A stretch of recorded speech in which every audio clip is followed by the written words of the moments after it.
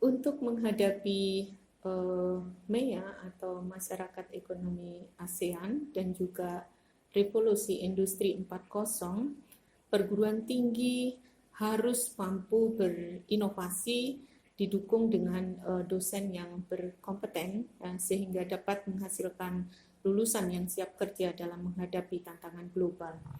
Nah, pendirian D4 Teknologi Veteriner merupakan satu langkah strategis ya untuk menyelesaikan persoalan bangsa khususnya di bidang kesejahteraan hewan, kesehatan masyarakat veteriner ya, dalam mendukung ketahanan pangan asal hewan nasional.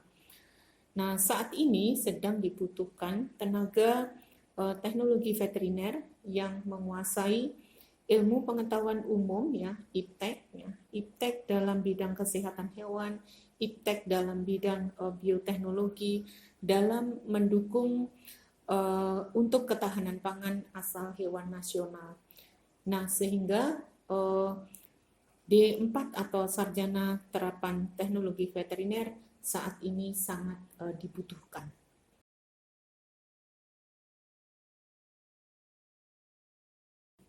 Ya, D3 Kesehatan Hewan atau juga disebut dengan D3 Case 1 dan juga kadang disebut dengan D3 Paramedik Veteriner merupakan pendidikan di mana kualifikasinya adalah KKNI level 5. Lulusan ini adalah merupakan paramedis ya untuk kesehatan hewan di mana apabila lulus maka akan membantu atau merupakan co-dokter hewan yang ada di bidang kesehatan hewan dan juga dinamis ya untuk tugas-tugas dokter hewan yang ada.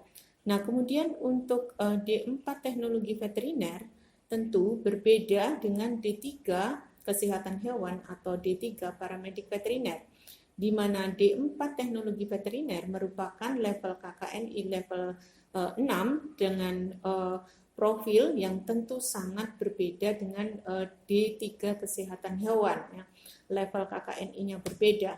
Nah, kemudian juga untuk D4 Teknologi Veteriner, profil lulusannya adalah bila lulus maka akan dapat menjadi seorang supervisor sebagai lab analis ya, sebagai asisten konsultan ya, insurance consultant, kemudian juga bisa sebagai technical sales representative, di mana D4 Teknologi Veteriner di sini bisa lulusannya tersertifikasi sebagai sertifikasi veterinary technologies, sehingga kita bisa membedakan antara Diploma 3 Kesehatan Hewan atau Paramedik Veteriner dan Diploma 4 Teknologi Veteriner.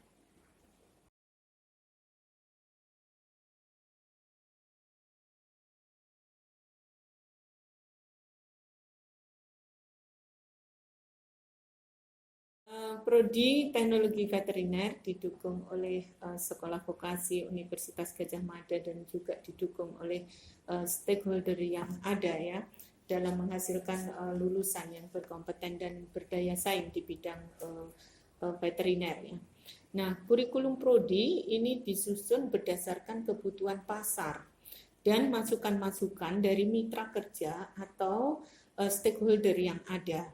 Nah, pengejawantahan dari kurikulum dalam proses pembelajaran ini selalu diupdate setiap saat, setiap waktu ya, mengikuti perkembangan yang dinamis tentunya. Nah, program studi dalam hal ini adalah mengundang para mitra ya, untuk ikut mengupdate kurikulum ya, untuk dapat menghadapi persoalan-persoalan yang persoalan-persoalan dalam hal ini antisipasi di lapangan untuk solusi gitu.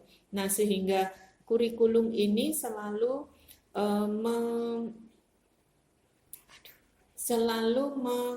mengikut sertakan mitra kerja atau stakeholder ya dalam rangka untuk selalu update sehingga lulusan-lulusan ini akan bisa mengikuti dan sesuai dengan kebutuhan kerja yang ada di lapangan. Nah, dukungan atau support dari keberadaan SDM tentunya ini juga merupakan hal yang penting, di mana dukungan dari dosen ya berkualitas S2 tentunya, dan juga dosen yang berkualitas S3 ya, ini selalu ditingkatkan. Dalam hal ini adalah dalam rangka untuk tadi bagaimana kesiapan prodi untuk bisa mengantisipasi dan sesuai dengan lulusannya sesuai dengan kebutuhan pasar. Kira-kira seperti itu. Yap.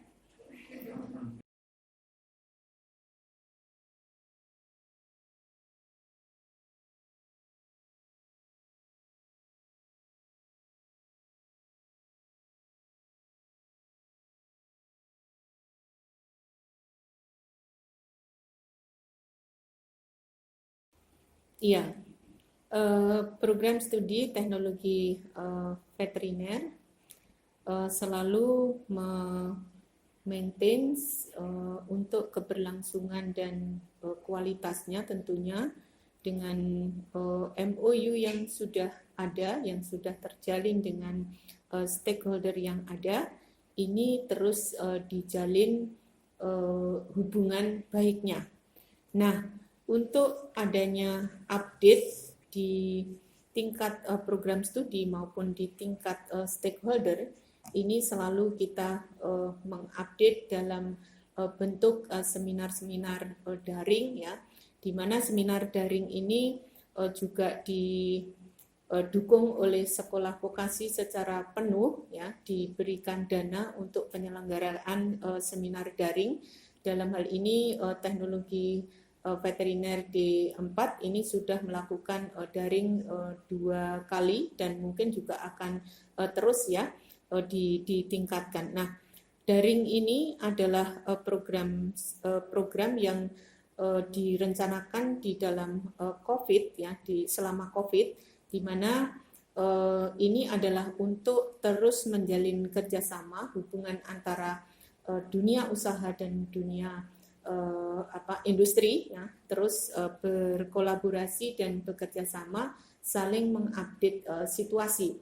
Nah, di sini untuk program yang di tingkat nasional dengan daring ini kita terus melakukan penguatan kerjasama ya, baik di tingkat prodi, laboratorium maupun departemen ya, di mana saling tukar informasi mahasiswa, masyarakat umum ya, ini juga dapat mengikutinya. Nah, kemudian program penguatan laboratorium dan juga prodi dan juga departemen ini diadakan secara periodik ya, terus menerus ya, sehingga di tingkat nasional ini terus terupdate dengan baiknya. Nah, kemudian bagaimana yang untuk tingkat internasional atau tingkat global, kita yang sudah ber-MOU itu memaintain-nya yaitu dengan tadi daring ya, tapi kita dengan meminta salah satu atau perwakilan untuk mengisi suatu seminar daring dengan mengundang mereka sebagai keynote speaker. Kira-kira itu untuk maintenance-nya di kala COVID ini. Kira-kira seperti itu.